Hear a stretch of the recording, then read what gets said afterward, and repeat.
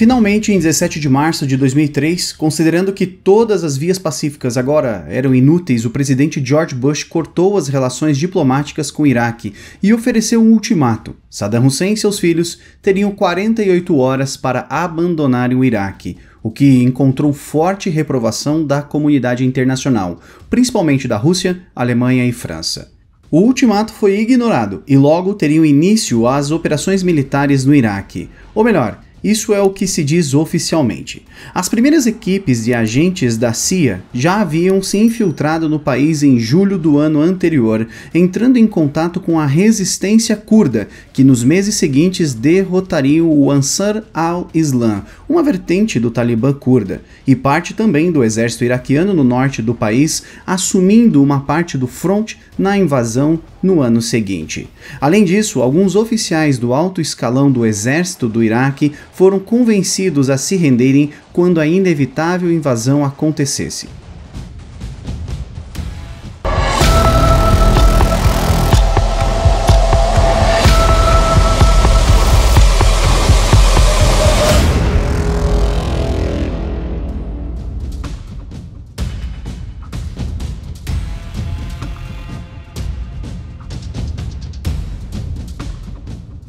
My fellow citizens, at this hour, American and coalition forces are in the early stages of military operations to disarm Iraq, to free its people, and to defend the world from grave danger.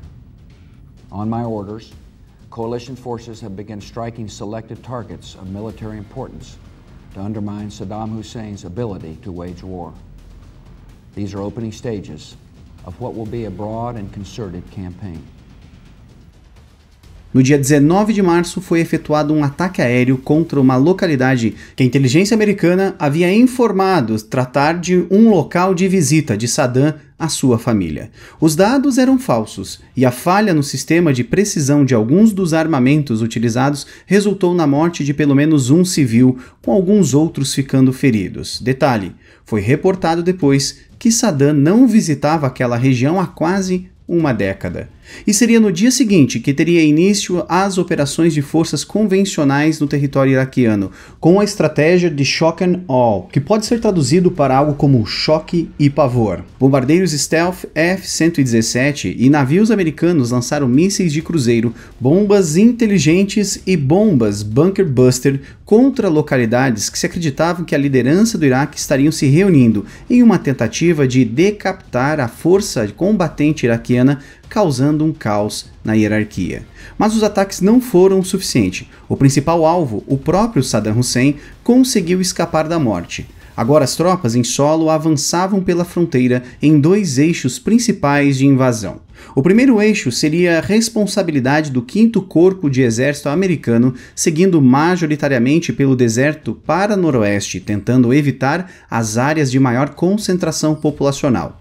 No caminho até Bagdá, teriam que conquistar a base aérea de Talir e estabelecer um ponto estratégico no rio Eufrates, em Nasiriyah, e preparar as condições para operar ao norte e ao oeste do mesmo rio. O segundo eixo seria do Corpo Expedicionário dos Marines, que operaria em conjunto com as forças britânicas, que tinham inicialmente a missão de conquistar os principais campos de petróleo na região sudeste do Iraque, depois seguindo um caminho perto do rio Tigre até Bagdá. Caso as duas forças encontrassem sucesso, o 5º Corpo conseguiria isolar a capital pelo oeste, enquanto os Marines cercariam a região pelo leste, agora enforcando as tropas que defenderiam Bagdá.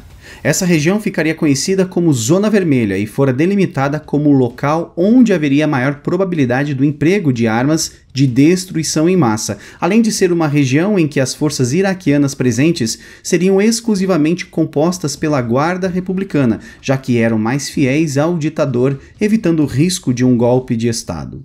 Um outro eixo foi o das forças britânicas, americanas e polonesas, que trabalharam para tomar as plataformas de petróleo na costa sudeste do Iraque, evitando que fossem destruídas e que o óleo cru vazasse no oceano. Dezenas de países ajudariam o esforço de guerra com munição, inteligência, informações de radar e operações especiais, até mesmo aqueles que se posicionaram contra o conflito na ONU. Com o início das operações aéreas, foi observada uma movimentação das tropas iraquianas em direção aos campos de petróleo do sul. Sim, mais uma vez o Iraque iria incendiar os poços de petróleo. Os gases tóxicos e o dano ao meio ambiente haviam sido tremendos quando isso aconteceu na invasão ao Kuwait. Então, por essa razão, a invasão por terra começou tão cedo, quase que em conjunto com os bombardeios. O plano original contava com cerca de 2 semanas de ataques aéreos para amaciarem as defesas, e esse certamente foi um dos principais motivos que causou um aumento drástico nas perdas da coalizão contra as forças do Iraque durante o início do conflito. Mas também contribuiu para pegar o próprio exército do Iraque de surpresa, já que pensavam que os Estados Unidos seguiriam a mesma lógica de semanas de ataques aéreos antes de invadirem o país, tal qual fora a invasão na Guerra do Golfo. A fronteira do Iraque e do Kuwait possui um conjunto de trincheiras, arame farpado e outras defesas, sendo essa linha conhecida como Bern.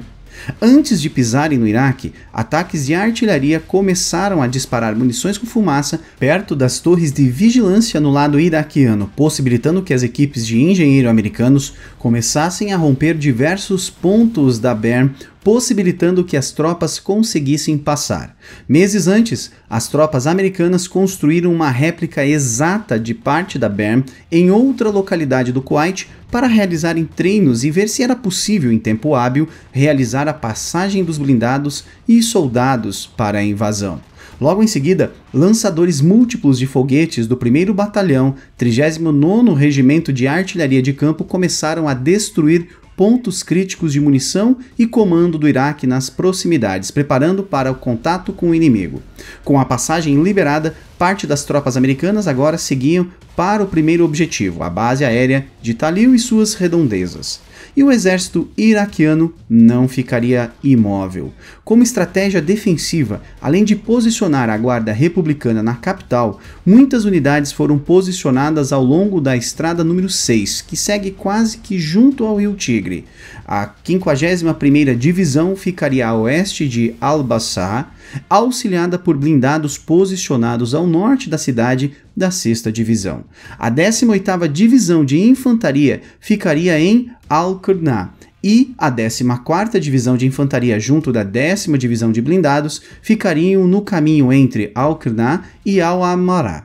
A 11ª Divisão de Infantaria ficaria nas proximidades de Al-Nasiriyah. Esse posicionamento possibilitava a defesa de ambos os rios, Tigre e Eufrates, formando uma região protegida entre as duas hidrovias. A base aérea de Talil havia recebido o codinome de Firebird e, após a sua captura, uma ponte na estrada número 1 sobre o rio Eufrates deveria ser também conquistada, com essa ponte sendo o objetivo Clay.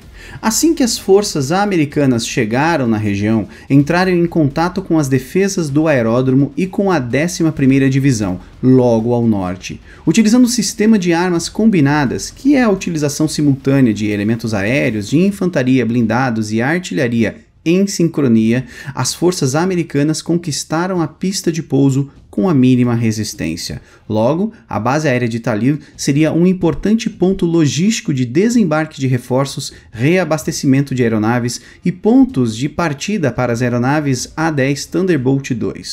O objetivo Clay foi tomado logo em seguida, formando agora um caminho pelo rio Eufrates para infiltração no país. A 11ª Divisão de Infantaria iraquiana foi logo derrotada, com a perda de apenas um soldado americano ao final de tudo isso.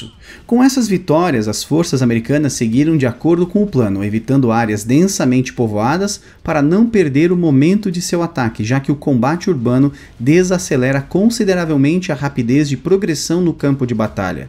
No dia 23, uma coluna de blindados da 57ª Companhia de Manutenção se perdeu e errou a rota que deveriam tomar e acabaram entrando no meio da cidade de Al-Nasiriyah, cujas redondezas haviam sido capturadas, mas a cidade em si não.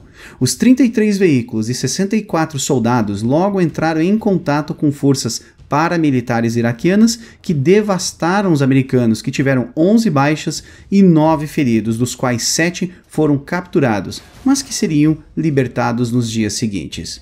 O próximo desafio agora era a região de As-Samavah, Portanto, uma divisão de cavalaria blindada americana seguiu para a localidade para proteger 2 pontes que cruzavam o rio Eufrates e liquidar quaisquer tipos de hostilidade na cidade.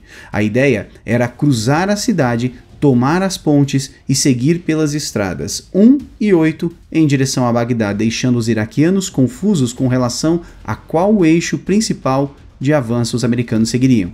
O relatório de inteligência fornecido indicava que a população da cidade seria mais amistosa com os americanos, mas o oposto foi o que aconteceu. Os iraquianos haviam consolidado suas posições e pretendiam lutar bravamente pelo seu país. Quando as forças americanas chegaram perto das pontes que deveriam capturar, uma chuva de disparos de RPG foi lançada em direção aos blindados. Um grupo paramilitar do partido de Saddam Hussein, os chamados Fedayeen Saddam, estavam na região e ofereceram muito mais resistência do que se poderia imaginar. O que era para ser apenas um ataque para desviar a atenção do comando iraquiano virou uma batalha de grandes proporções. A unidade americana que lutou inicialmente na cidade não conseguiu tomar o controle local, mas haviam conseguido eliminar cerca de 550 soldados iraquianos, 30 sistemas de artilharia antiaérea e 3 pontos de comandos locais. Para seguir com o momento, a unidade passou a missão de conquistar a cidade para outra unidade, e assim seguiu como ponta de lança para o norte em direção à cidade de An-Najaf. Uma das unidades que ajudaria a terminar de fazer a segurança de Al-Samová seria a lendária 82ª Divisão de Paraquedistas, com o processo terminando perto do dia 25 de abril.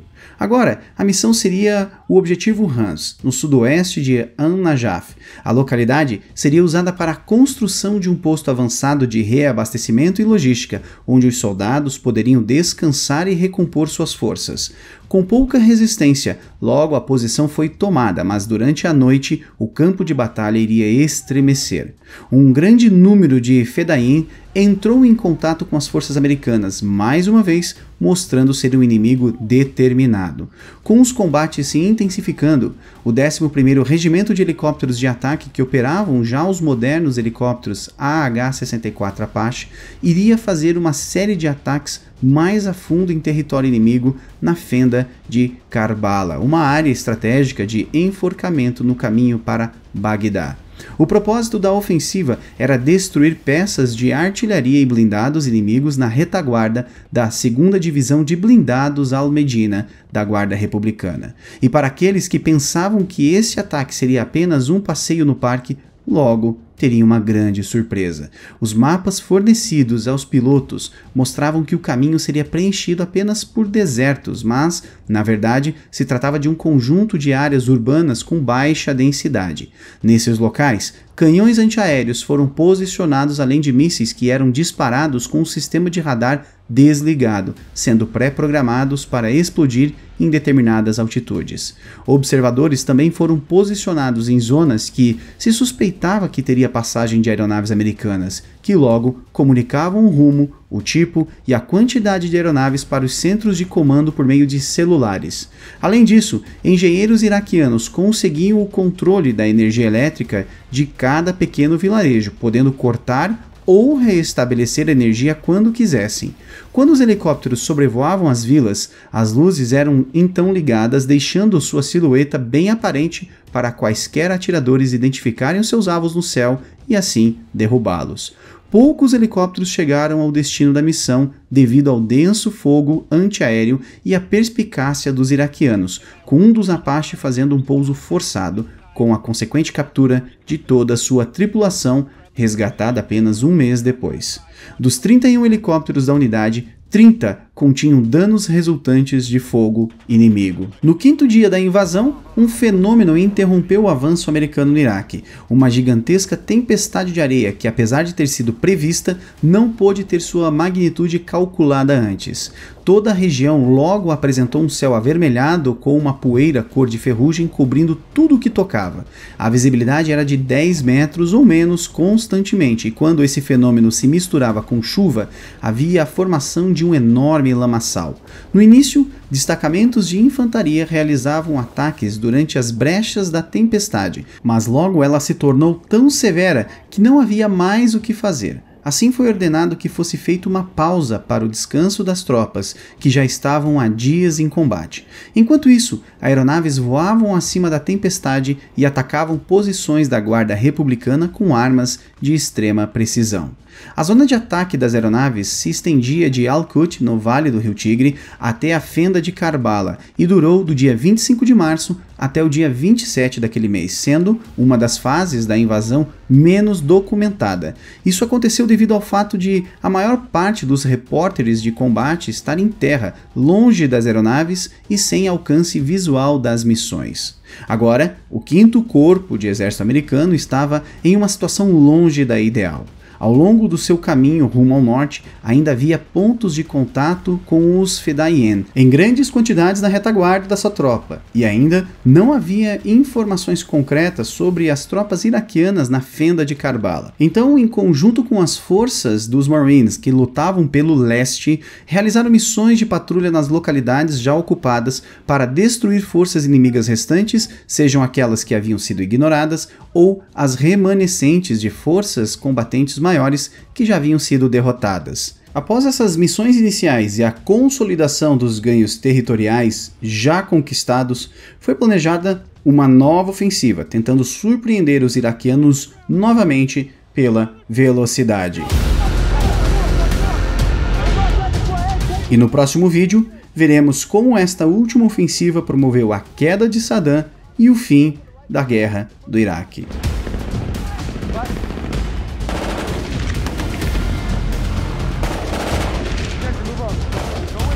E se você gostou dessa história, fica aqui as sugestões de leitura sobre este tema. Na descrição deste vídeo deixamos os links de acesso direto a você. Fica aqui o nosso muito obrigado pela sua audiência, um grande abraço e até a próxima.